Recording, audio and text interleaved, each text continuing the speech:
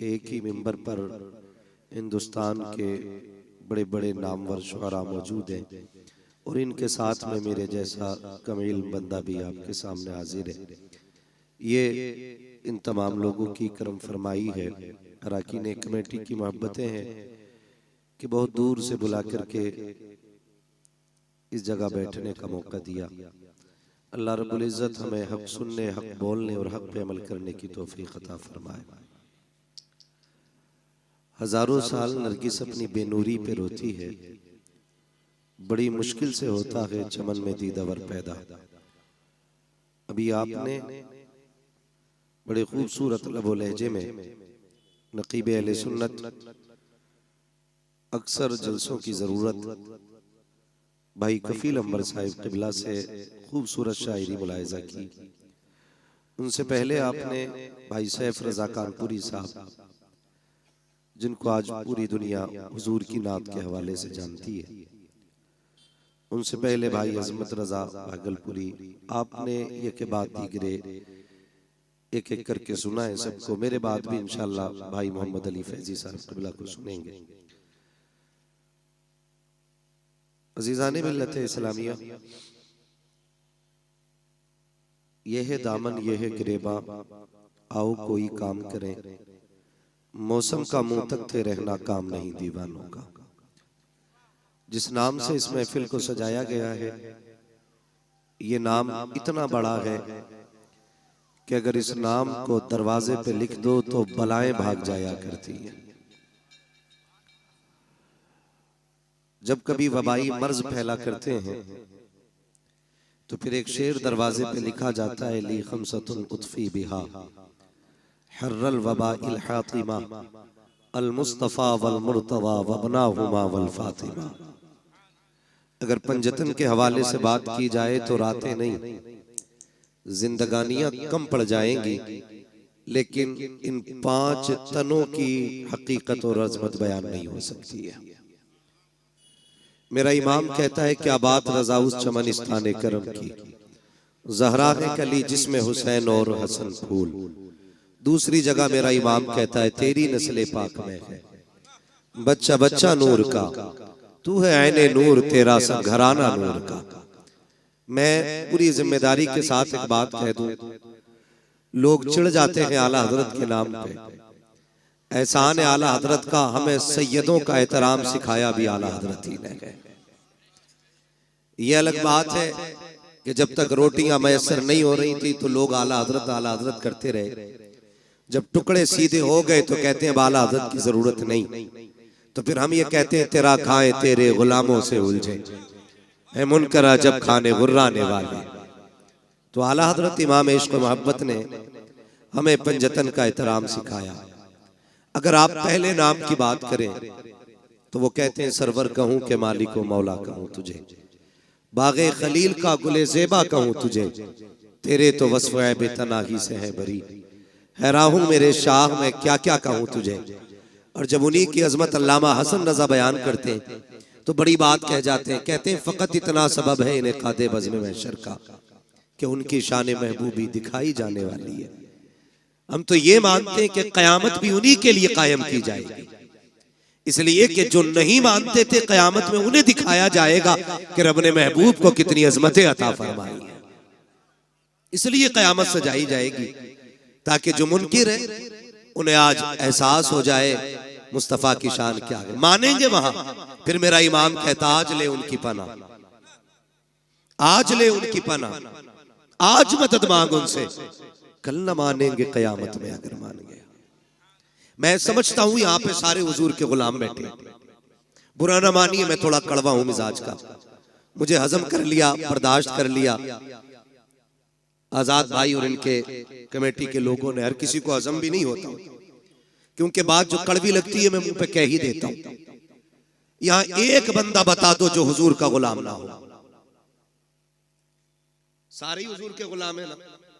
बोले अगर बोल सकते तो बोले, ऐसा नहीं कलकत्ता में तो आपको बोलना बिल्कुल नाजायज है। सारे हुजूर के गुलाम है ना? सारे गुलाम है ना? बूढ़े जवान बच्चे सारे गुलाम है ना?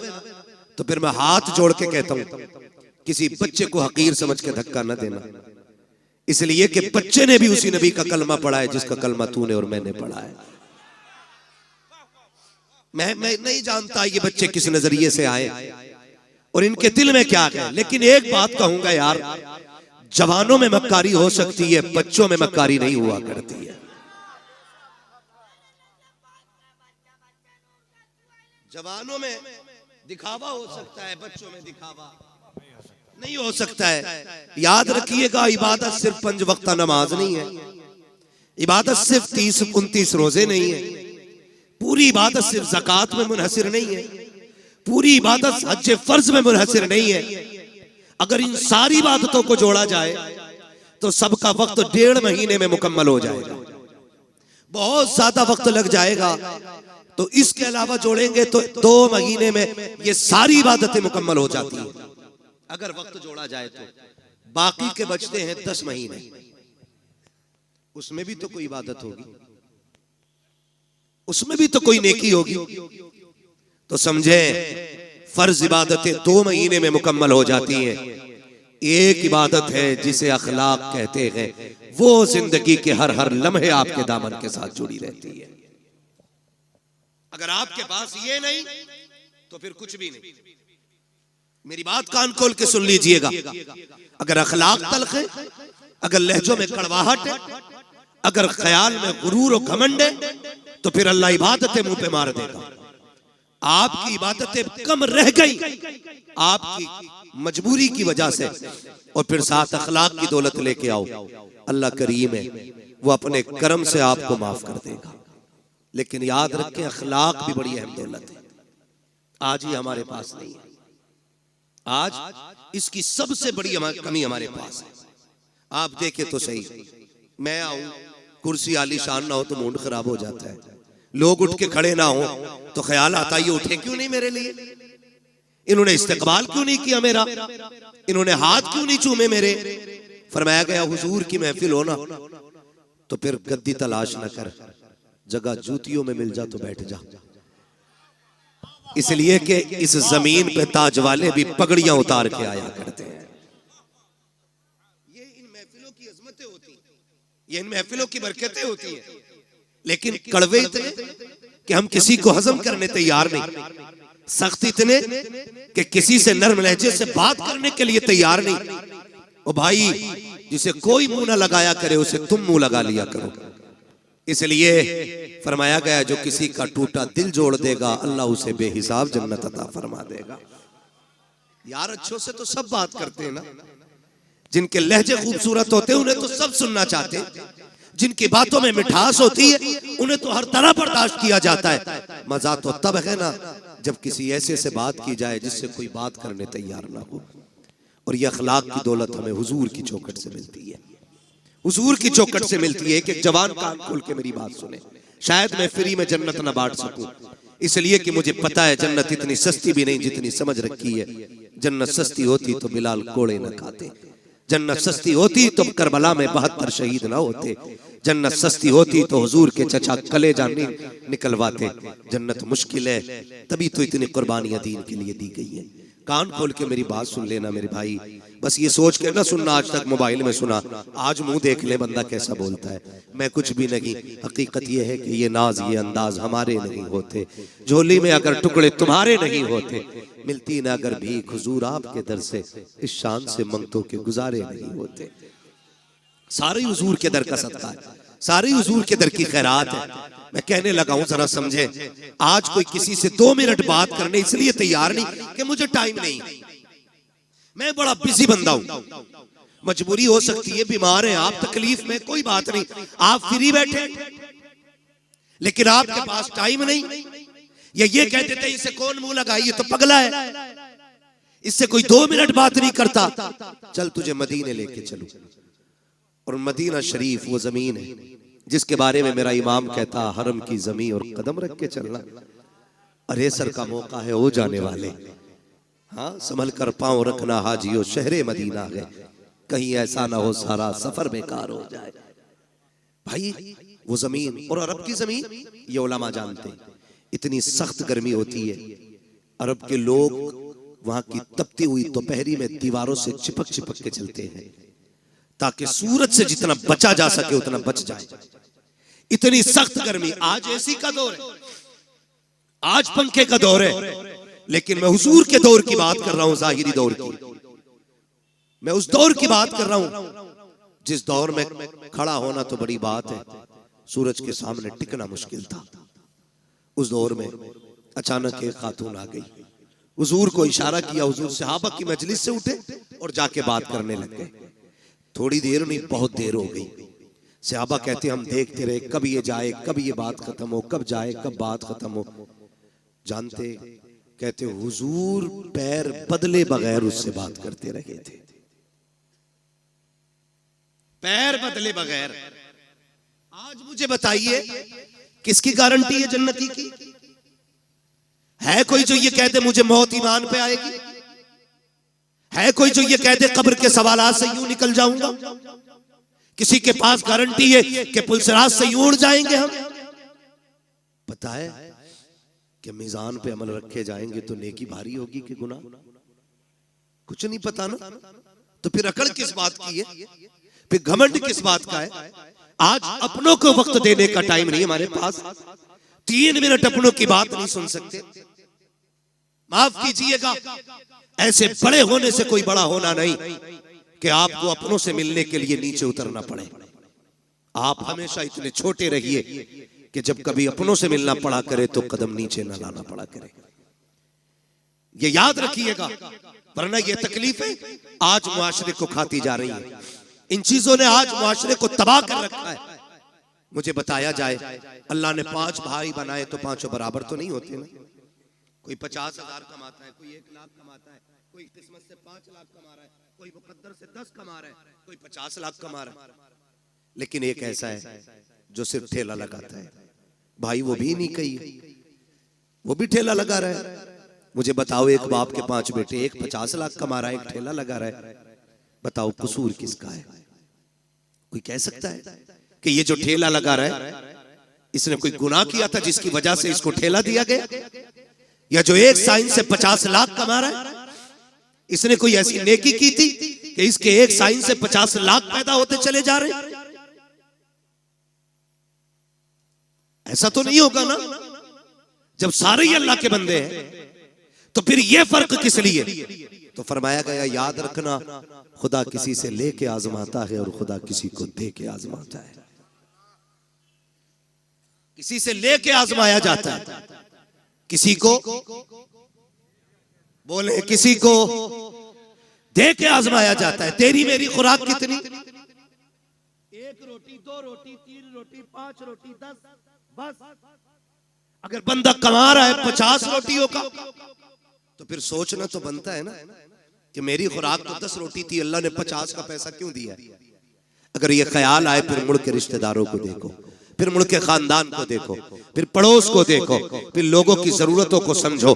अगर तेरे दरवाजे पे कोई जरूरतमंद रहता है, कभी एक वक्त का खाना उसे भी खिला दिया करो। अगर तुम्हारे पड़ोस में कोई गरीब रहता है, कभी उसके भी काम आ जाया करो। अगर तुम्हारे पड़ोस में ऐसे लोग रहते हैं कि जिनके पास दवा के लिए पैसे ना हो, तो अपने बच्चों के बर्गर पिज्जे छोड़ करके कभी किसी गरीब को दवा भी दिलवा दिया करो। लेकिन हो क्या गया है, हम अपनी कमाई की कसरत को अपना हुनर समझते हैं, फन समझ कर के उसको तिजोरी में इकट्ठा करते हैं। और तुम्हें खुदा का वास्ता, अल्लाह कादिर मुतलक है, जैसा वो देना जानता है वैसा लेना जानता है। अगर देने पे आता है चप्पर फाड़ के देता है, अगर लेने पे आता है चमड़ियां उधेड़ के ले लेता।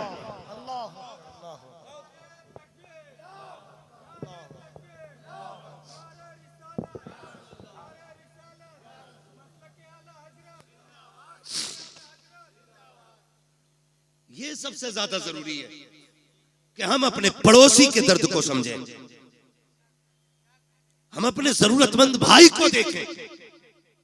कसम खुदा की ये बहुत बड़ी नेकी थी, लेकिन नहीं जी, आज तो बोटी अपने घर खाता है और खिलाल पड़ोसी के सामने जाके करता है। क्यों? कि आज पाए तोड़ के आ रहा हूं, आज पाए तोड़े, आज मैंने चिकन खाया, आज मैंने मटन खाया। इस्लाम क्या कहता है? मेरे नबी ने फरमाया, तुम्हें इजाजत नहीं है कि तुमने अगर हड्डी वाला गोश्त खाया हो तो अपने दस्तरखान की हड्डी अपने दरवाजे पे डालो, कहीं ऐसा ना हो तुम्हारे पड़ोस में कोई गरीब रहता हो और उसके बच्चों की निगाह हड्डियों पे पड़ गई और उनका दिल अगर कह गया काश हम भी गोश्त खाते, और बच्चों के बाप की हैसियत नहीं हुई गोश्त खिलाने की, तो फरमाया गरीब का दिल टूट जाता। हमारा इस्लाम तो पड़ोसियों के सामने हड्डी डालने की इजाजत नहीं देता। हम तो खिलाल इसलिए करते हैं ताकि मेरे चर्चे होने चाहिए, इसके दस्तरखान का आला खाना होता है, इसके बच्चे अच्छे से अच्छे खाया करते हैं। और तुम्हें खुदा का वास्ता हुजूर के दिए हुए दीन को समझने की कोशिश करें, पहचाने हमारा तरीका क्या होना चाहिए। आज हालात ये है कि नामवरी के लिए हम करोड़ों रुपए बेटों की शादियों में तो उड़ा दिया करते हैं, लेकिन जरूरतमंद लोग जाकर के हॉस्पिटल में देखो 2-2 रुपए की दवा के लिए तरसते रहते हैं। काश उन्हें वक्त पे पैसा मिल जाता, शायद किसी को हार्ट की गोली मिल जाती, किसी का ब्रेन हेमरेज होने से बच जाता, किसी की किडनी बच जाती, लेकिन करे क्या, हमें सिर्फ अपना नजर आया, इसलिए कौम का बेड़ा गर्क होता जा रहा है। और हमने सारी जन्नत सिर्फ मस्जिदों में जाके ढूंढी है। और तुम्हें खुदा का वास्ता मस्जिदों में भी जाया करो, लेकिन कभी कभी हॉस्पिटल चले जाया करो। हो सकता है तेरे 100 रुपए से किसी गरीब की जान बच जाए। खुदा की कसम, अगर ऐसा हो गया काबे वाला भी राजी हो जाएगा, मदीने वाला भी। नारे तकबीर, नारे रिसालत, फैज़ाने पंजतन कॉन्फ्रेंस। सुभान अल्लाह। ये एक रस्म चल रही है, और अगर पहली बात तो करते ही नहीं, और करते भी हैं तो जलील करते हैं, जलील करते हैं, जलील। मैं 2-3 फोन मोहम्मद अली भाई आए कि आपको बुलाना चाह रहे हैं, क्यों? कहा हम इज्तिमाई शादी करेंगे इस बार। इज्तिमाई शादियां करें, अच्छी बात है, लेकिन कुछ अगले ही दिन ना, जिस दिन इज्तिमाई शादी थी, फोन पे अब तो सारी खबरें चलती, फोटो आ गया अखबार, 20 बच्चियां दुल्हन बनी, उन 20 बच्चियों के फोटो थे। मैं पूछना चाहता हूं, ये जो इज्तिमाई निकाह की लोग रस्में करते हैं ना, रस्में क्यों? ताकि किसी गरीब का भला हो जाए, यही तो नियत होती है ना? बोले हैं और होनी भी चाहिए, लेकिन आप फोटो देखो ना, कसम खुदा की एक बच्ची का मुंह पर नहीं था उठा। आप हमें बताएं, कभी किसी गरीब को जलील करने से पहले हमें ये ख्याल क्यों नहीं आता कि इसी लाइन में कल मेरी बेटी भी तो हो सकती है? आज जो ये गरीब लड़के दूल्हा बने हैं, इसमें मेरा बेटा भी तो हो सकता है। क्यों नहीं सोचते हम? अल्लाह के लिए बईद है? नहीं, समझे जरा, सोचे, अल्लाह कादिर मुतलक है। अगर किसी की बात ना गवार गुजर जाए ना, तो जब वो जमीन में घुसेड़ता है ना, तो कोई बचाने वाला नसीब नहीं होता है। हुए नाम वर्बे निशा कैसे कैसे, जमीन खा गई आसमां कैसे कैसे। आज अखलाक नहीं हमारे पास। पहली बात तो मदद करने तैयार नहीं, और करते भी हैं तो जलील करते हैं हम, जलील करते हैं हम। आ रहा है रमजान शरीफ का महीना, बटेंगे इफ्तारियां अमीरों की चौखट पे, लगेगी लाइन गरीबों की गुर्बत का बनेगा तमाशा। बच्चियों को 2-2 घंटे धूप में बैठाया जाएगा, बेवाएं आके सुबह से लाइन में लग जाएंगी। सेठ साहब सहरी खा के जब सोएंगे ना, तो 12 बजे से पहले उठेंगे नहीं वो। उस लाइन में कितनी गरीब बच्चियां बैठे बैठे थक गई, इस अमीर ज़ादे हरामखोर को क्या पता है। मत बांट ऐसी इफ्तारी, नहीं चाहिए तेरे घर का ऐसा राशन जो किसी गरीब की गुर्बत का तमाशा बनाए। बटेंगे कपड़े गरीबों को, कोई कहेगा सेठ साहब की तरफ से इफ्तारी का पैकेज है, कोई कहेगा फला अमीर की तरफ से इफ्तारी का इंतजाम है, कोई कहेगा फला की तरफ से ये सहरी का इंतजाम है। तुझे क्या पता है? तुम जानते हो, हमने देखा है जब किसी गरीब को इफ्तारी का सामान दिया जाता है या सहरी के पैकेज दिए जाते हैं, उन माओं के साथ छोटे बच्चे भी आया करते हैं, उन माओं के साथ नासमझ बच्चे भी आते हैं, लेकिन इतना तो वो भी समझते हैं कि हमें खैरत आ रही है। एक तस्वीर, एक वीडियो देखी, कसम खुदा की पैर के नीचे की जमीन निकल गई। कफील भाई अल्लाह किसी को इतना अमीर न करे कि जब वो गरीब की गुर्बत का तमाशा बनाए। तो बच्चे भूखे खड़े थे, किसी ने देने के लिए कुछ उनकी तरफ हाथ बढ़ाया, जब बच्चों ने लेने के लिए हाथ आगे किया, एक बच्ची की निगाह कैमरे पे पड़ गई। बहन भाई खड़े थे, जैसे कैमरे को देखा बहन ने उस तोहफे से हाथ पीछे कर लिए। छोटे छोटे बच्चे थे, मुंह मोड़ के चले गए। मैं सोचने लग गया, या अल्लाह इन बच्चों को भी गैरत आती है, लेकिन इन बेगैरतों को गैरत क्यों नहीं आई। जब बच्ची के सामने कैमरा आया, उसने मुंह फेर लिया और उसने ये सोचा होगा हम फाके तो रह सकते हैं लेकिन इज्जत का सौदा नहीं करेंगे। खुदा के वास्ते किसी की इज्जत को पमाल ना करना, अगर देना है रात के अंधेरे में देना, अल्लाह तेरी कब्र के अंधेरे को उजाले में बदल डाले। अरे बहुत अच्छा मुफ्ती साहब, वाह वाह वाह वाह वाह वाह वाह। नारे तकबीर, नारे रिसालत, फैज़ाने पंजतन कॉन्फ्रेंस। सलामत रहो आप लोग।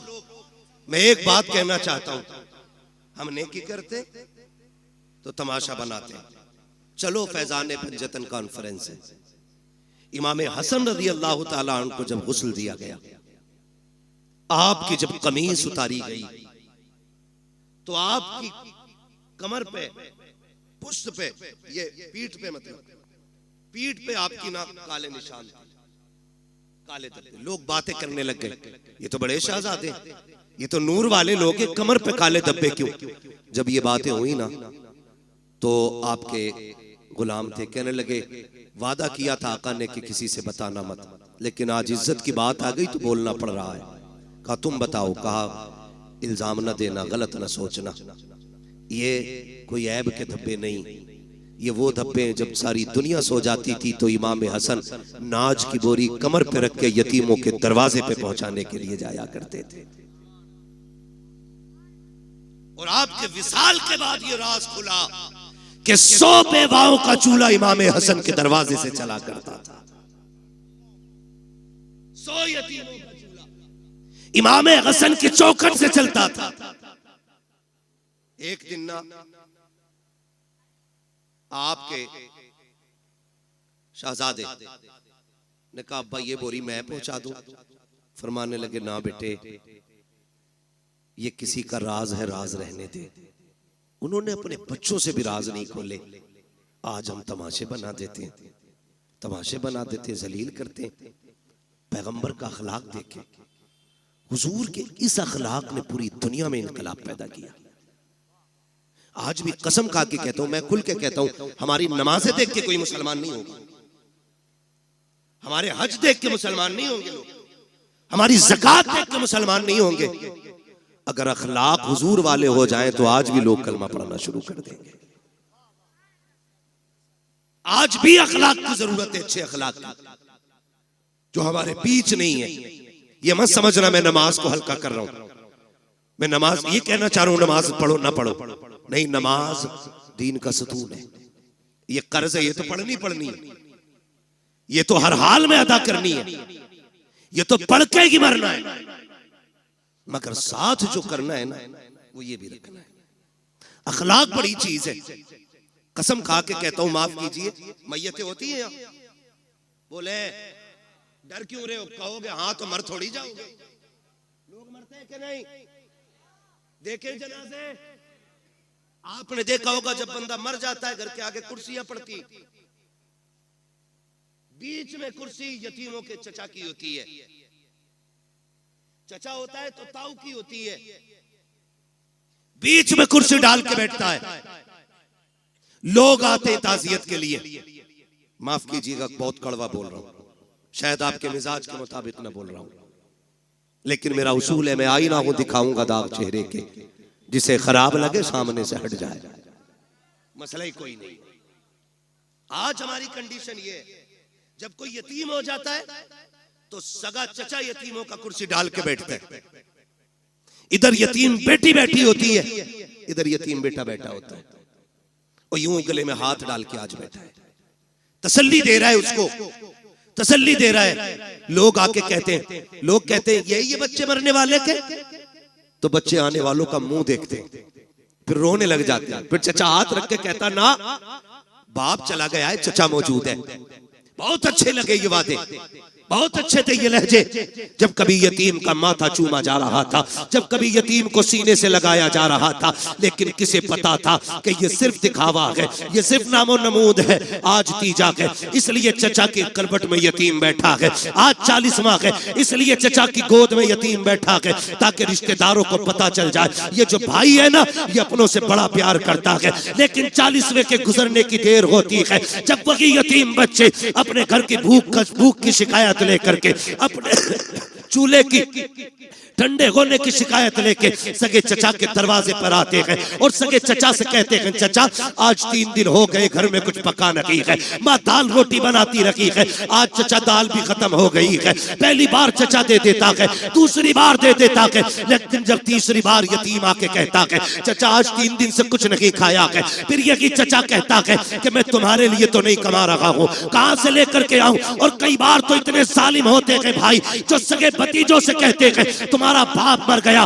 तुम्हें हमारे ऊपर छोड़ के चला गया है, खुदा के वास्ते कभी यतीमों को ताने ना देना, अगर देने हो तो कभी गले से ना लगाना, इसलिए कि हम जानते हैं यतीम गैरत वाले होते हैं। ये जो तुम्हारे दरवाजे पे आते हैं इसलिए नहीं आए कि इन्हें बेगैरती लेकर के आई है, ये तो इसलिए चले आए तूने उस दिन सर पे हाथ रख के कहा था भतीजे कभी जरूरत पड़ जाए तो दरवाजे पे आना, कभी कमी महसूस हो बाप की तो मुझे आवाज दे लेना, आज धक्के ना दे, या तो कल सीने से ना लगाता या आज धक्के ना दे। तुझे क्या पता यतीमी का दर्द क्या होता है, तू क्या जाने बाप की जुदाई का दाग क्या होता है। उनसे पूछो जिन्होंने बाप को कब्रिस्तान पहुंचा दिया है।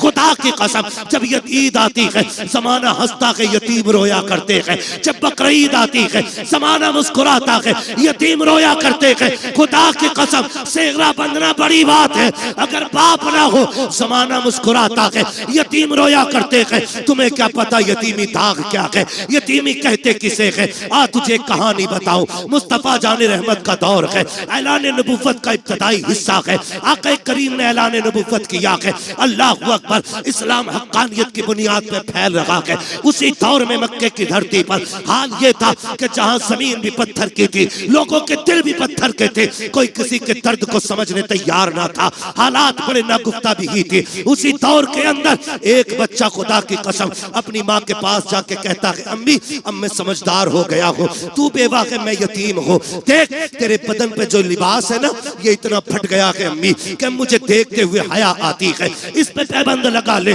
माँ ने कहा था बेटे जब से तेरा बाप गया है मुश्किल से खाना मिलता है, दोपहर खा लिया तो शाम नहीं, शाम खा लिया तो दोपहर नहीं, बेटे पैबंद का कपड़ा कहाँ से लाऊं। जब बच्चे ने इतना सुना कहता अम्मी इजाजत दे तो मैं चचा के दरवाजे पे न चला जाऊं। उसने कहा बेटे ये मक्का है, यहाँ किसी को किसी के दर्द से मतलब नहीं है, ना जा, वहां से रोने के सिवा कुछ नहीं मिलेगा, दर्द मिलेगा और कुछ नहीं मिलेगा। बच्चा ने कहा माँ हो तो सकता है कि कभी मुझे देख के उसके सीने में भाई की मोहब्बत जाग जाए, ये भी तो हो सकता है मेरे चेहरे को देखे तो मेरे बाप की याद आ जाए। अम्मी इजाजत दे। माँ ने ना चाहते हुए भी बच्चे के इसरार पे बच्चे के सर पे हाथ रखा, बेटे अगर तू कोशिश करना चाहता है तो जा जाके कर ले। जब बच्चा चचा के दरवाजे पे आया, दरवाजे पे दस्तक दी, अंदर से चचा निकला, देखा भतीजा खड़ा है, कहा कैसे आए हो। उसने हाथ जोड़ के कहा देख आज तक फाके में कट गई, हमने कभी रोटी नहीं मांगी, हमने पूरी जिंदगी काट दी, आज तक तुझसे सवाल नहीं किया।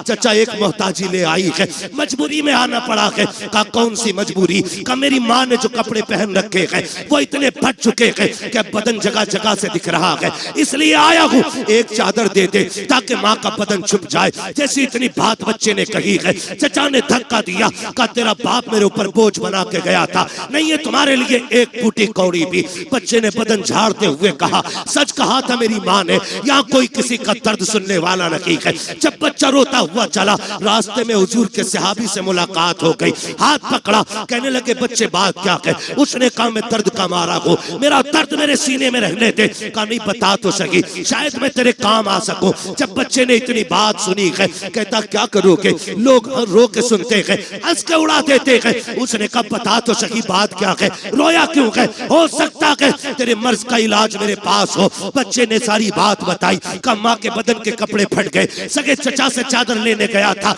उसने धक्का दे के भगा दिया। जब इतना सहाबी रसूल ने सुना के मुस्कुराने लग जाते हैं। उसने कहा यार मैंने पहले कहा था, लोग दुख सुन के हंसा करते हैं, वाकई तूने वैसा किया है। सहाबी ने कहा था नादान, मैं तेरे दुख सुन के नहीं मुस्कुरा रहा हूँ। कहा फिर? कहा मुझे तेरे दुखों का इलाज मिल गया है इसलिए मुस्कुरा रहा हूँ। कहा कहना क्या चाहते हो? कहा तुझे जो चाहिए। एक चौखट ऐसी है जहां से कभी किसी को खाली नहीं लौटाया जाता है, अगर जाना है उस चौखट पे चला जा। बच्चे ने कहा चौखट किसकी है? कहा उसे मोहम्मद रसूलुल्लाह कहा जाता है। कहा किस महल में रहता है? कहा महल तो नहीं, चला जा खुदादार था। उसने कहा ऐसे नहीं जाऊंगा, पहले माँ से इजाजत लूंगा। अब बच्चा घर आया है, कभी रो रहा है कभी मुस्कुरा रहा है। माँ ने हाथ पकड़ के कहा था ओ बेटे बात क्या है, चादर नहीं लाया और रो क्यों रहा है, हंस क्यों रहा है? बच्चे ने कहा था माँ जब चचा का सितम देखता हो तो रोना आता है, लेकिन एक सखी की खबर सुनता हो तो मुस्कुराना आ जाता है। कहा बेटे कहना क्या चाहते हो? का एक सखी का पता मिला है, सुना के वहां से कोई खाली नहीं जाता है, अगर माँ इजाजत दे तो उससे चादर मांग लाऊं। माँ ने कहा बेटे क्या नाम है उसका? कहा उसे मोहम्मद इब्ने अब्दुल्ला कहा जाता है। माँ ने कहा ना बेटे उसकी चौखट पे न जाना, सुना के जो उससे बात कर लेता है उसी का हो जाता है, सुना के जो उसे देख लेता है उसी के गीत गाने शुरू कर देता है। और सुना ये भी है कि जो उसके पास जाता है वो उसे कलमा पढ़ा के छोड़ता है।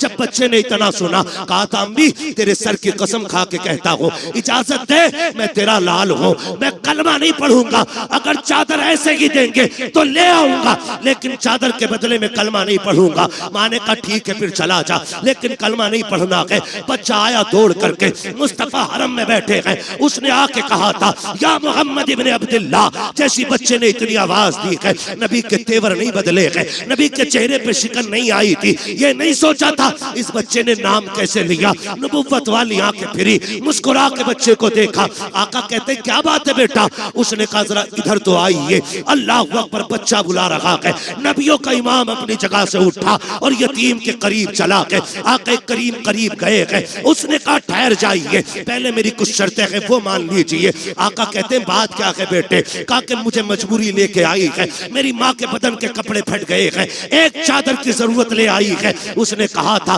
सुना कि जब तुम किसी की मदद करते हो तो पहले कलमा पढ़ाते हो। सुनो मैं माँ की कसम खा के आया हूँ, मुझे तुम्हारा कलमा नहीं पढ़ना है। इतना बच्चे ने कहा। मेरा नबी मुस्कुराया, कहते बेटे वो तेरी मर्जी है, तुझे जो चाहे फैसला करना, जरूरत तो बता दे। उसने कहा मुझे एक चादर चाहिए ताकि मेरी माँ का बदन छुप जाए। इतना सुना आके करीम ने मुजम्मिल वाली चादर कंधे से उतारी, यतीम की गोद में रख दी। फरमाया बेटे कुछ और चाहिए? कहा बस मेरा काम हो गया है। जैसी बच्चे ने चादर को लिया है, सीने से लगाया है, जैसी चादर सीने से लगी है, इश्क मुस्तफा का सीने में उतरना शुरू हो जाता है। अब बच्चा कभी घर को सोचता है, कभी उनके चेहरे को देखता है, कभी घर की तरफ सोचता है, कभी चेहरे को सोचता है। अल्लाह अकबर, बच्चे ने चेहरा फेंका, फेरा घर की तरफ दौड़ लगा दी। जैसी दरवाजे पे गया, माँ इंतजार में खड़ी थी। उसने कहा बेटे ले आया चादर? कहा हाँ। कहा बेटे पहले बता तूने कलमा तो नहीं पढ़ा उनका? बच्चा कहता है माँ तेरे सर की कसम,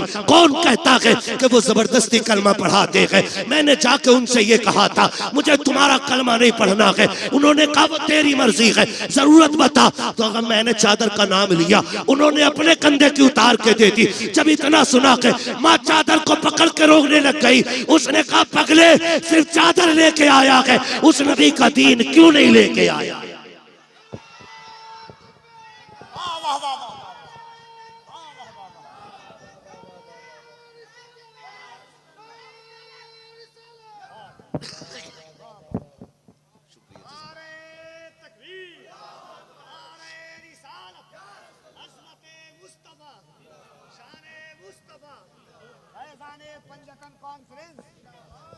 उस्मान ने कहा था पगले खाली चादर लेके आया, उस नबी का दीन क्यों नहीं लेके आया? माँ मैं तेरा फर्माबरदार, तूने कहा था ना कलमा नहीं पढ़ना है। उसने कहा चल उस नबी की चौखट पे लेके चल, तू नहीं मुझे भी लेके चल। और जब माँ बेटी की उंगली पकड़ के हरम की चौखट पे आई, फिर बच्चे ने आवाज दी हुजूर ने मुड़ के फिर देखा, आका करीम ने पूछा और क्या चाहिए? बरेली से आवाज आती, आता है फकीरों पे उन्हें प्यार कुछ ऐसा, खुद भीख दे और खुद कहे मंगते का भला हो। मंगता तो है, मंगता कोई शागों में दिखा दो जिसको मेरे सरकार से टुकड़ा ना मिला। आका कहते और क्या चाहिए? हाथ जोड़ लिए बेवा ने, आना आमीना के लाल, आ तेरे कदमों पे जान निसार करूं। हुजूर आ गए, क्या बात है? का सिर्फ चादर न दे, अपने दामन में जगह दे दे, अपने दामन में जगह दे दे।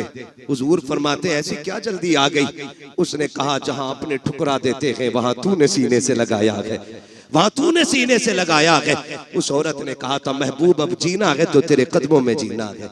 ओ यार मैं कहना चाहता हूँ जब ये अखलाक हमारे लोग देखेंगे इंशाअल्लाह, कल भी दीन बढ़ रहा था फिर से बढ़ना शुरू हो जाएगा इंशाअल्लाह, मगर शर्त है अखलाक हुजूर वाले होने चाहिए। क्यों यतीम के सर पे हाथ रखा और फिर क्यों उसे धक्का दे दिया? मेरा नबी तो गैरों के सर पे हाथ रख रहा है, गैरों के सर पे हाथ रख रहा है। आता है फकीरों पे उन्हें प्यार कुछ ऐसा, खुद भीख दे और खुद कहे मंगते का भला हो।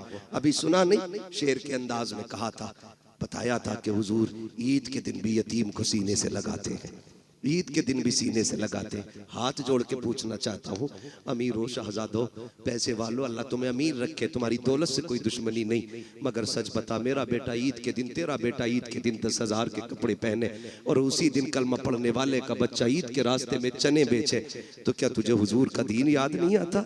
क्या इस बच्चे का हक नहीं था ये भी ईद के दिन नए कपड़े पहने? क्या इस बच्चे को ये हक नहीं कि ये भी ईद के दिन 2 रकात के लिए ईदगाह में जाए?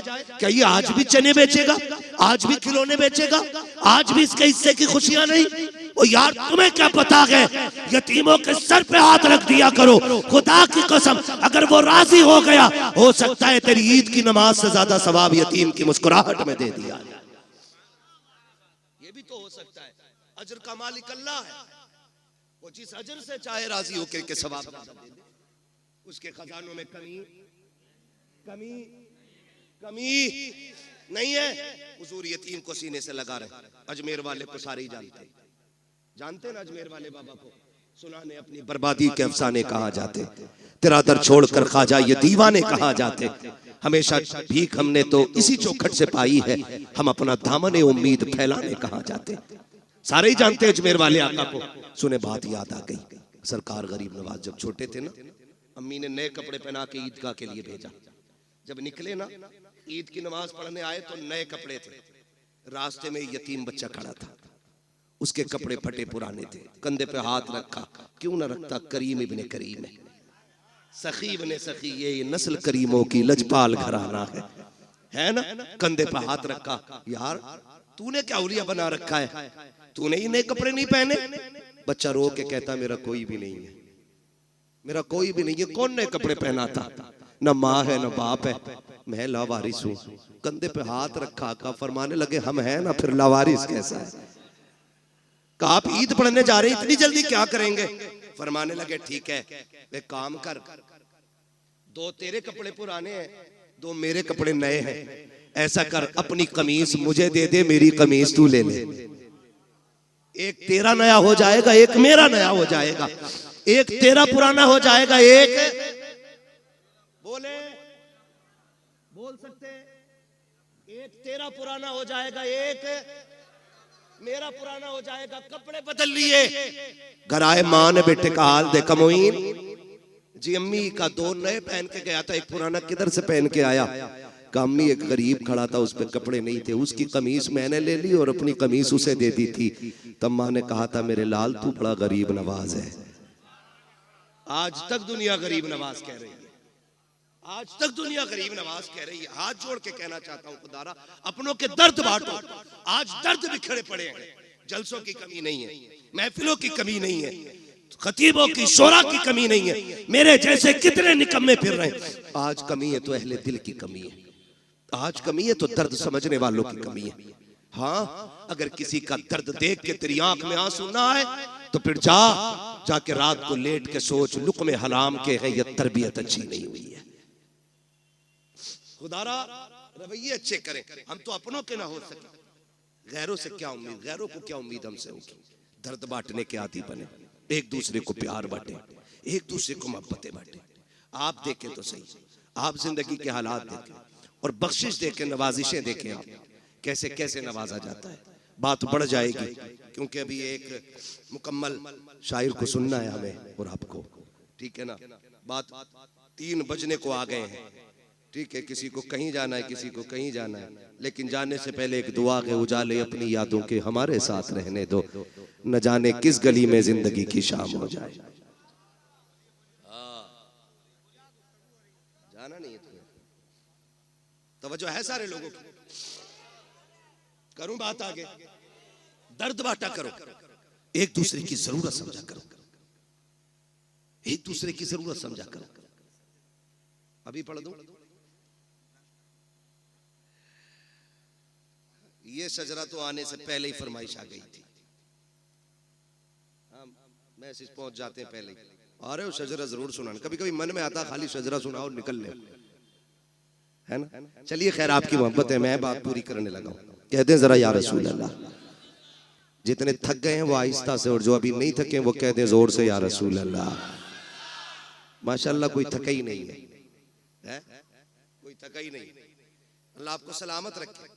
आप देखें हालात हुजूर से जब कोई कहता ना मैं यतीम हूं, तो हुजूर सर पे हाथ रख के उसके रोने लग जाते थे। साहबा ने पूछा हुजूर यतीम के साथ आप ये प्यार करते हैं और रोने लग जाते हैं? फरमाते हैं जब किसी यतीम को देखता हूं ना मुझे अपना दौर याद आ जाता है। इसलिए आपसे मेरी गुजारिश है, अल्लाह तौफीक दे, अपने रिस्क में यतीमों का हिस्सा रखिएगा, अपने हिस्से में, अपने रिस्क में बेवाओं का हिस्सा रखिए, और अल्लाह के नाम पे तिजारत कीजिए। कसम खा के कहता हूं, कलकत्ता के समंदर की मछली भी आपको उतना नफा नहीं देगी जितना रब के नाम पे की गई गरीब से तिजारत आपको नफा दे जाएगी। ये याद रखिएगा। लोग समझ नहीं पाते इन पे इतने पैसे क्यों आ रहे हैं, इन पे इतने क्यों आ रहे हैं। ये तो देखिए लगा किधर रहा है। कोई तो अमल होगा ना, पूछ कभी तन्हाई में आकर के क्या करते हो जी, तो कोई ना कोई ऐसा अमल इन लोगों का जरूर मिलेगा जो पता चलेगा कि वो अल्लाह से तिजारत करके बैठे हैं। खुदा आपको सलामत रखे। ये नस्ल करीमों की लजपाल घराना है। हुजूर ने सबसे प्यार किया। सहाबा फरमाते औरत आ गई, सारे लोग उसको पागल कहते थे। बहुत देर तक हुजूर से बात करती रही। जब वो चली गई तो सहाबा ने कहा हुजूर आपका वक्त बड़ा कीमती है और आप एक पागल औरत से इतनी देर तक बात करते रहे। मेरे नबी ने मुस्कुरा के कहा दुनिया उसे पागल समझकर ठुकराती है, क्या मैं भी उसे मुंह न लगाऊं? आका फरमाते जिसे कोई सीने नहीं लगाता उसे आमिना का लाल सीने से लगाने के लिए आया है। ये अखलाक पैदा करें, ये दिलों में गुंजाइश पैदा करें, अपनों के लिए जगह बनाएं। और खैर रह गई हुजूर की बात, हमसे उनकी बराबरी तो नहीं हो सकती। उनकी नकल करने की कोशिश करें।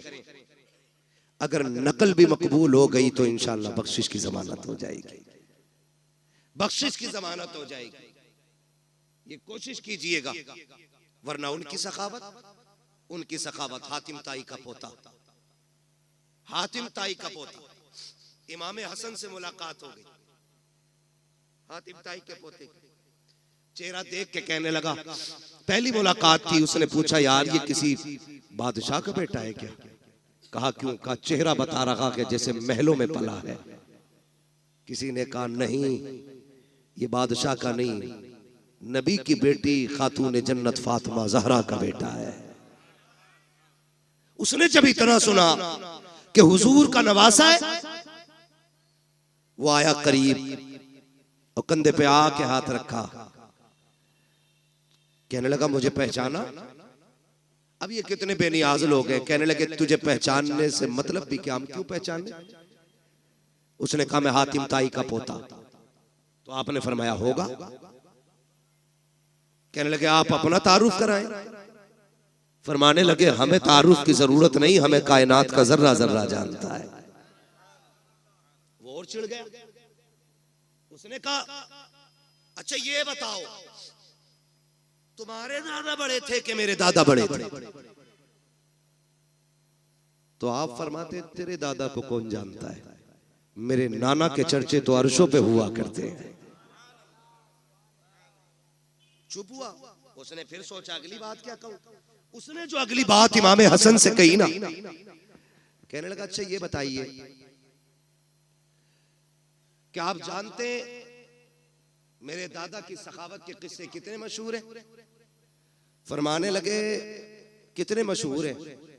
उसने कहा दुनिया जानती है, मेरे दादा के महल के 7 दरवाजे थे। कितने बोले? 7 दरवाजे।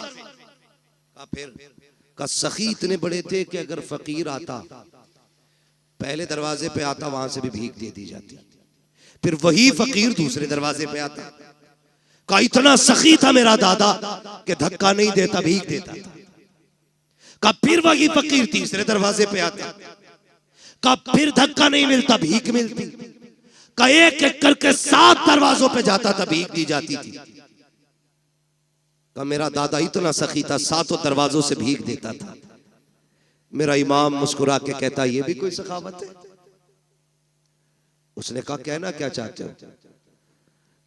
कहा कि सुन, तेरे दादा के महल के 7 दरवाजे और एक फकीर पहले दरवाजे पे मांगता, फिर दूसरे पे, फिर तीसरे पे। फरमाने लगे दूसरे पे तभी जाता था ना जब पहले से जरूरत पूरी नहीं होती थी। ये भी कोई सखावत है कि दूसरे दरवाजे पे तब गया जब पहले से जरूरत पूरी नहीं हुई।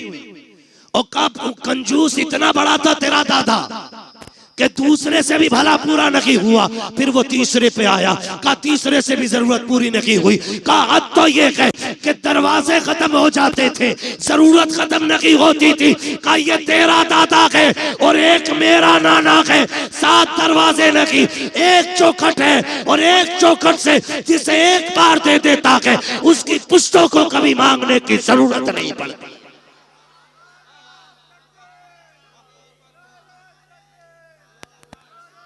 नारे तकबीर, नारे रिसालत, फैज़ाने पंजतन कॉन्फ्रेंस। सुभान अल्लाह, क्या बात है मुफ्ती साहब। कौन देता है देने को मुंह चाहिए, देने वाला है सच्चा, देने वाला है सच्चा हमारा नबी। आखिरी बात अर्ज कर दो, तवज्जो है। अल्लाह से हुजूर का सदका मांगे। फक्र फाका भूख तंगदस्ती कभी आ जाए तो हराम की तरफ हाथ नहीं बढ़ाएंगे इंशाअल्लाह। सारे वादा करें इंशाअल्लाह कभी हराम की तरफ हाथ नहीं बढ़ाएंगे। फाका कर लेना, फाका कर लेना। फाका करना ऐब नहीं है, हराम का एक दाना खाना भी ऐब होता है। जिस तरह गलत दवा डालने से फसल तबाह हो जाती है, उसी तरह गलत रोजी खिलाने से नस्ल तबाह हो जाती है। इसलिए कभी हराम नहीं खाना। हलाल की बरकत ही अलग होती है।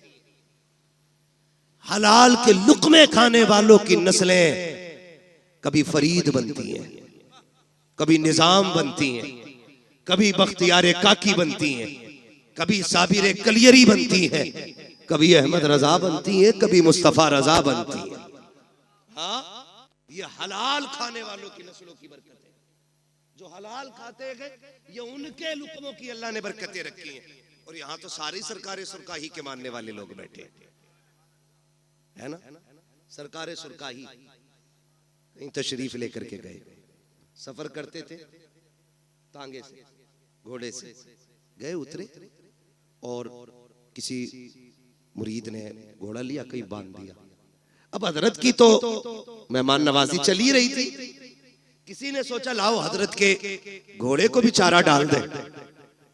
तो वही पास के खेत से ना कुछ काटा और डाल दिया। थोड़ी देर बाद हजरत को खबर पहुंची, घोड़ा बीमार हो गया। आप आए, देखा, कहने लगे बताओ बांधा किसने था? यहाँ किसने बांधा था ला करके? हुजूर फला ने बांधा था। कहा इसे खिलाया क्या था? कहा हुजूर इसे चारा डाला था। चारा कहाँ से लाए थे? कहा खेत से काटा था। कहा पूछा था मालिक से? कहा नहीं। फरमाते बस मेरे घोड़े को कोई बीमारी नहीं लगी है कहते हैं पूरी जिंदगी ना मैंने हराम का खाया है ना मेरे घोड़े ने हराम का खाया है। वाह वाह वाह वाह वाह वाह वाह। कहते हैं ये जो बीमारी समझ रहे हो ना, ये बीमारी उस हराम हरियाली की है जो बिना इजाजत तुमने मेरे घोड़े को खिला डाला।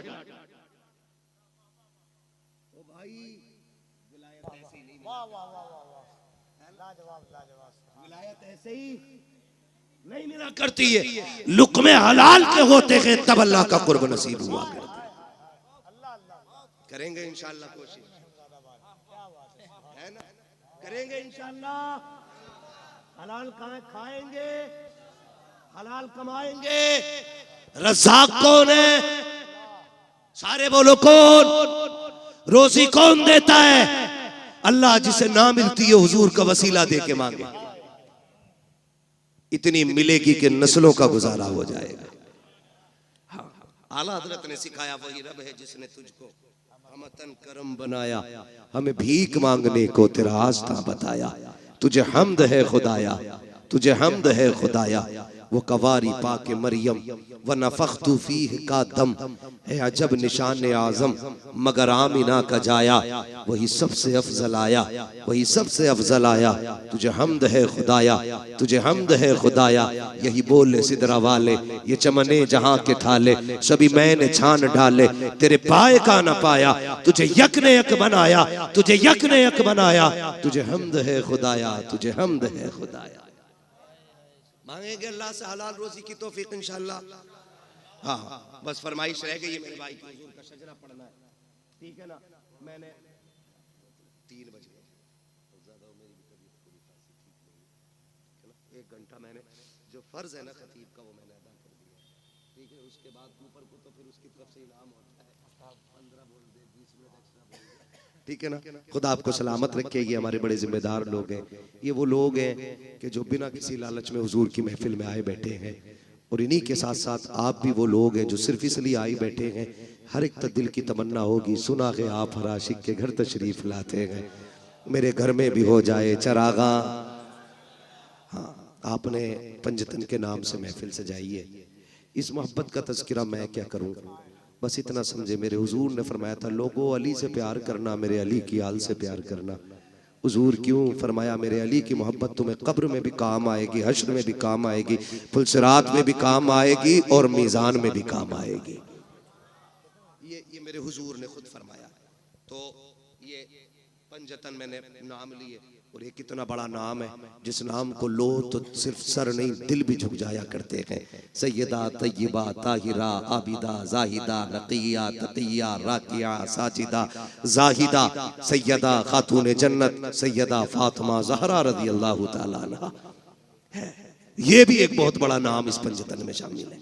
अलग अलग अगर बात करूं तो अब फिर 1 घंटा और चाहिए। अभी मैंने सिर्फ हुजूर पे बात की है, और हुजूर के भी करम पे बात नहीं की है, सिर्फ हुजूर की अखलाक की एक झलक की मैंने आपके सामने बात की है। हाँ, मेरा महबूब सर से लेके पैर तक अखलाक का मरकज बन के आया है, मरकज बन के आया है। एक एक बात पे महीने नहीं सालों गुजर जाएंगे, आखिर में यही कहना पड़ेगा, जिंदगी खत्म हुई और कलम सूख गए, तेरे औसाफ का एक बाप भी पूरा ना हुआ। हाँ, मेरे जैसे 1400 साल से कितने आए और आकर के चले गए और आके जाते रहेंगे, लेकिन हुजूर के जिक्र का हक कमा हक को अदा नहीं हो सकता है। मेरी पूरी तकरीर ये थी कि हमें हुजूर के अखलाक का एक पल ये लेना है कि हमें इंशाअल्लाह गरीब यतीमों की दिखावे के लिए नहीं, रब की रजा के लिए मदद करेंगे इंशाअल्लाह। हाँ, वरना बड़े बेगैरत होते, एक खजूर 3 लोग, एक केला 5 लोग। फोटो मैंने देखा बरेली शरीफ में, खानका के अंदर का मसला था, सुबानी मियां के यहाँ बैठे हुए थे, मुझे बात याद आ गई। कोई बात थी तो अखबार वाले आए हुए थे, जैसे फोटो खींचने की बारी आई ना, तो लोगों ने ये नहीं देखा कि सज्जादा नशीन बैठे हुए, फोटो के चक्कर में उनके ऊपर चढ़ गए। उन्होंने गुस्से में कहा, सालिमो इतना लालच फोटो खिंचवाने का है? फिर कहने लगे, ये कौम इतनी जालिम हो गई है, फोटो के चक्कर में अगर आला हजरत पे भी चलना पड़े तो ये चढ़ के फोटो खिंचवा लेंगे। जो किसी गरीब की गुर्बत का तमाशा बना देती है। मुट्ठी बंद करके दे, तेरा क्या जाता है। और जो तू दे रहा है माँ के पेट से लेके तो पैदा नहीं हुआ, ये दिया किसने? बोले सारे, किसने दिया? अल्लाह ने दिया। कभी यतीम देखा करो तो ये सोच के सर पे हाथ फेर दिया करो, शुक्र है अल्लाह ने मेरे बच्चों के सर पे उसके बाप का साया रखा है। ये भी तो हो सकता था उसका बाप जिंदा होता और तेरे बच्चे यतीम होके गलियों में टहल रहे होते। करम है, उसने साया बना रखा है। दुआएं मांगा करो, अल्लाह बच्चों के सर पे बाप का साया रखना, वरना मुश्किल हो जाती है जिंदगी। ये दुनिया इतनी जालिम है, सच कहता हूं यार। ये उस वक्त तक यतीम को रोटी नहीं देती जब तक उससे जूते साफ नहीं करा लेती। ये बेवा के बदन पे उस वक्त तक कपड़ा नहीं डालती जब तक उसके कपड़े नहीं उतरवा लेती। कितने बाजार पे जिस्म इसलिए बिक गए कि घर में रोटी नहीं थी, और हम ज़कात के लिए बिरादरी ढूंढते रह गए, पेशावर लोग तलाश करते रह गए। जरूरी नहीं है जो हाथ नहीं फैला रहा है वो जरूरतमंद नहीं। कभी पड़ोस के खामोशी से भी समझ ले, रमजान में अगर पड़ोस में चूल्हे का धुआं ना उठे तो एक बार पूछ लेना, क्या बात है आज इफ्तारी में चूल्हा नहीं जला, आज कुकर की सीटी की आवाज ना आई। अगर वो चुप हो जाए तो समझ लेना आज चूल्हा खाली रह गया है। फिर अपने घर का सारा खाना उठा, रब ने तुझे इस्तिताअत दी है तो उस भूखे के बच्चों को जाके खिला। कसम खुदा की हम खाएंगे गंदगी बन के निकल जाएगा, यतीम गरीब खाएंगे हल्का लुकमा हलक से उतरेगा, दुआ बन के अल्लाह के अर्श से जाके टकरा जाएगा। ये कोशिश करनी है इंशाअल्लाह। ये आज मेरी पूरी तकरीर का इतना निचोड़ है, जितना मैंने कह दिया आपसे करेंगे इंशाअल्लाह। और रोजी भी खाएंगे तो हलाल खाएंगे इंशाअल्लाह। उम्मीद है यहाँ जितने बैठे हैं हलाल वाले बैठे होंगे, इसलिए कि हुजूर की महफिल में हराम खाने वाले नहीं आया करते हैं। यही उम्मीद की जाए ना। अब ठीक है, जिन्हें शजरा सुनना जरा बोल दे सुभान अल्लाह। इतनी जोर से कहने पे तो मैं नमाज जनाजा नहीं पढ़ाऊंगा। आप तो शजरे की बात कर रहे हो। ऑपरेटर साहब ईमानदारी से अब इसकी आवाज बढ़ा दो, है ना, वरना हमारी आवाज इतनी घट जाएगी कि मौलवी कम हो जाएगा। बोले जरा। इधर वाले लोग ये ना समझे आप बाहर बैठे, आप भी हुजूर की महफिल में बैठे, आप भी हुजूर की महफिल में बैठे, आप भी बोले जरा सुभान अल्लाह। पता लगना चाहिए ना सारे हुजूर के गुलाम बैठे, है ना। तो आजाद भाई तो पता नहीं किधर होंगे, लेकिन मसला कोई नहीं है। मुझे पता है उसको छुट्टी ना मिली जिसने सबक याद किया। वो कहा था मकतब इश्क का अंदाज निराला देखा, उसको छुट्टी ना मिली जिसने सबक याद किया।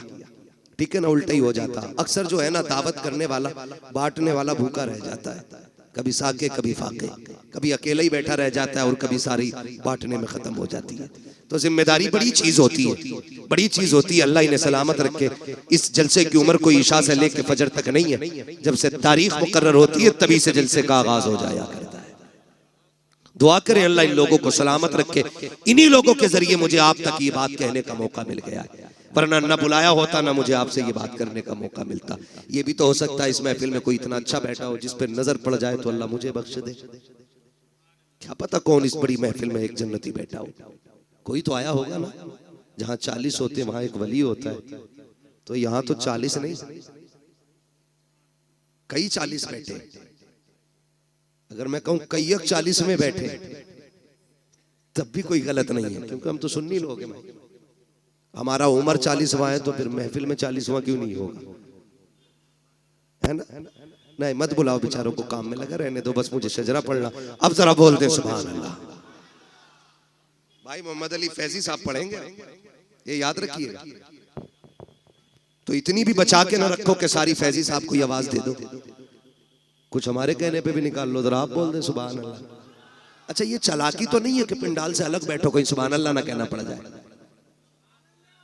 इन्हें कैमरे को देख के ऐसी फीलिंग आ रही है जैसे कि हम किसी कॉन्फ्रेंस में आए हैं और देश के मुद्दे पे अहम बात करनी है। मैंने पहले ही कहा था इन्हें साइड में रखा करो, कसम से ये इतनी बड़ी दीवार बन जाती है कि महफिल की सारी रौनक ही खत्म हो जाती है। ये साइड में रहनी चाहिए, आइंदा कभी सामने ना होना, वरना फिर बीच में उठवाया जाएगा तो फिर अच्छे नहीं लगोगे। उनकी तरह तुम्हें भी बोरिया लेके टहलना पड़े। ठीक है ना, बोल सकते तो बोले सुभान अल्लाह और जोर से।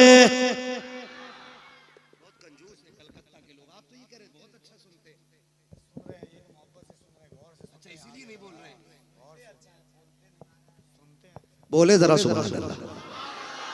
अच्छा, सुनने का मतलब ये कि सुने पे अमल किया जाए। मैं बोलने कह रहा हूं तो ये चुप रह रहे हैं, इसका मतलब सुन ही नहीं रहे। दिल से सुन रहे, कानों से सुनिए। बोले जरा सुभान अल्लाह। आदम के बेटे शीश, मेरा हाथ का इशारा हो तो समझ जाना मौलवी सांस लेना चाह रहा है। उस सांस के चक्कर में तुम्हें सुभान अल्लाह की सीधी बात है जी। तुम सुभान अल्लाह कहोगे, मुझे सांस लेने का मौका मिल जाएगा।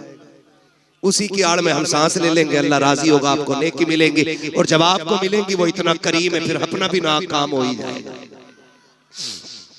साथ ना छोड़िए, मैं नमाज जनाजा नहीं पढ़ा रहा हूँ कि तकबीर पूरी करके रुकूंगा। मैं शजरा पढ़ रहा हूँ, जहां आप छोड़ देंगे वहां से मैं छोड़ दूंगा।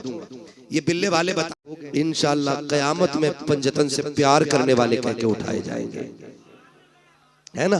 बोले जरा सुभान अल्लाह। आदम के बेटे शीश, पीछे वालों घर से खा के भी आए हो या खाली लंगर के सहारे आए हो?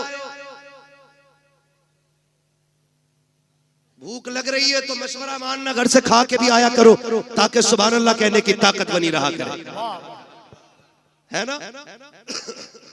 अब जो खा के आए सिर्फ वही बोले सुभान अल्लाह।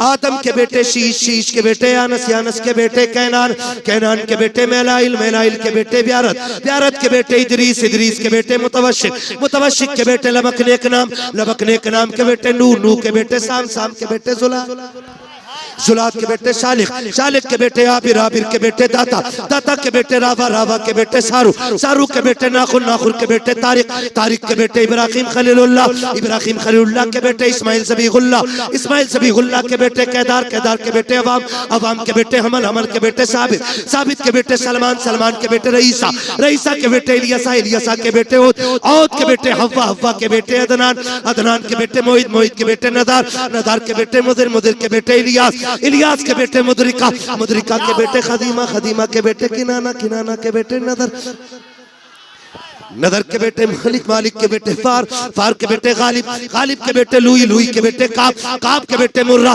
मुर्रा के बेटे किलाब, किलाब के बेटे कुसई, कुसई के बेटे अब्दे मनाफ, अब्दे मनाफ के बेटे हाशिम है, हाशिम के बेटे अब्दुल मुत्तलिब है, अब्दुल मुत्तलिब के बेटे अब्दुल्लाह है, अब्दुल्लाह के बेटे मोहम्मदुर रसूलुल्लाह।